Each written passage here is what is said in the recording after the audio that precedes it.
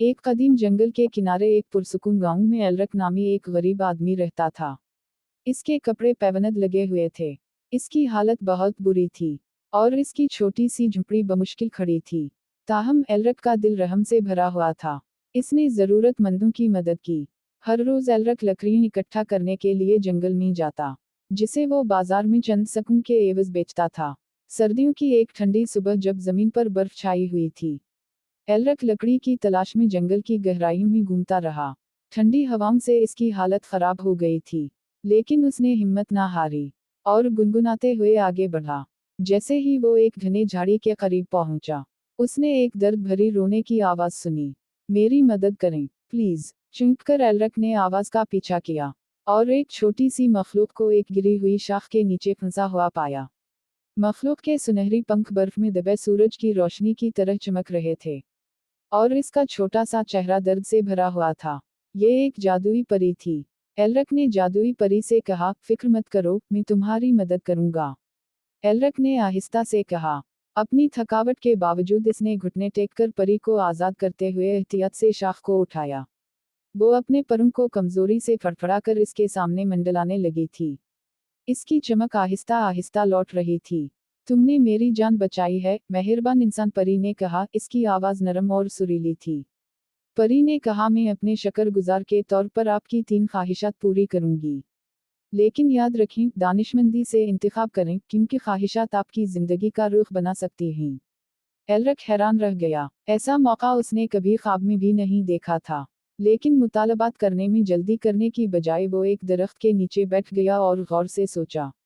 आखिर में उसने कहा, अपनी पहली ख्वाहिश के लिए मैं पेट भरने और अपने पड़ोसियों के साथ बांटने के लिए काफी खाना चाहता हूँ। मेरे गांव में कोई भूखा नहीं रहेगा। परी ने मुस्कुराकर अपना नन्हा हाथ हिलाया।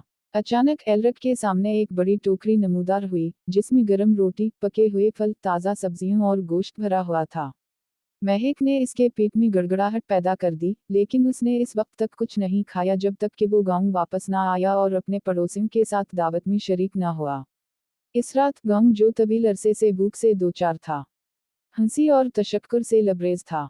दिन हफ्तों में बदल गए और एलरक ने अपनी अगली ख्वाहिश के बारे में गहराई से सोचा। जब वो बारिश के तूफान के दौरान अपनी गिरती हुई झुंपड़ी में बैठा, छत के सुराखों से पानी टपक रहा था। इसने अपनी दूसरी ख्वाहिश का फैसला किया। परी, उसने पुकारा और वो सुनहरी रोशनी के फट में नमूदार हुई। मेरी दूसरी ख्वाहिश के लिए मैं एक मजबूत घर चाहूंगा जो मुझे और दूसरों को पनाह दे जिनके पास रहने की जगह नहीं है। परी ने सर हिलाया और तालियां बजाईं। एक ही लम्हे में एलरक की खस्ता हाल झुंपड़ी एक गर्म, आरामदेह महल में तब्दील हो गई, जिसमें मोटी दीवारें और कई कमरे थे। गांव वाले इस खूबसूरत घर को देखकर हैरान रह गए और एलरक ने हर उस शख्स को खुशामदीद कहा जिसे पनाह की जरूरत थी। उसका महल थके हुए, बीमार और तन्हा लोगों की पनाहगाह बन गया। जैसे जैसे हफ्ते गुजरते गए, एलरक ने खुद को अपनी आखिरी ख्वाहिश पर गौर करते पाया। बहुत से गांव वालों ने ख्यालात तजवीज़ किए, दौलत, ताकत या अबदी जवानी। लेकिन एलरक का दिल ऐसी ख्वाहिशात के लिए बहुत बेलौस था।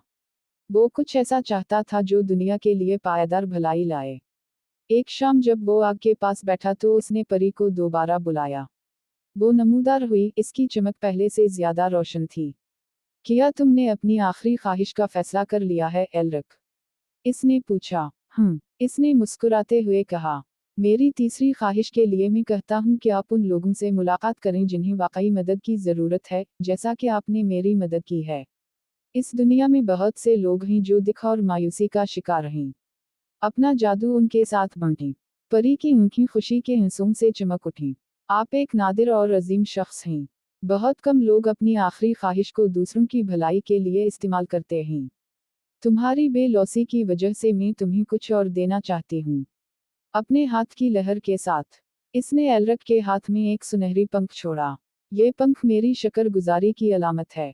जब भी आपको ज़रूरत हो, बस उसे अपनी मुट्ठी में दबा लें। मैं आपकी मदद को आऊंगी, लेकिन मैं जानती हूँ कि तुम्हारी हकीकी दौलत तुम्हारे दिल में है। उसके साथ ही परी गायब हो गई, इसकी रोशनी सितारों की तरह बिखर रही थी। इस दिन से आगे एलरक की जिंदगी फरावानी से भरी हुई थी, दौलत से नहीं, बल्कि मोहब्बत, अमन, भाईचारे और खुशी से।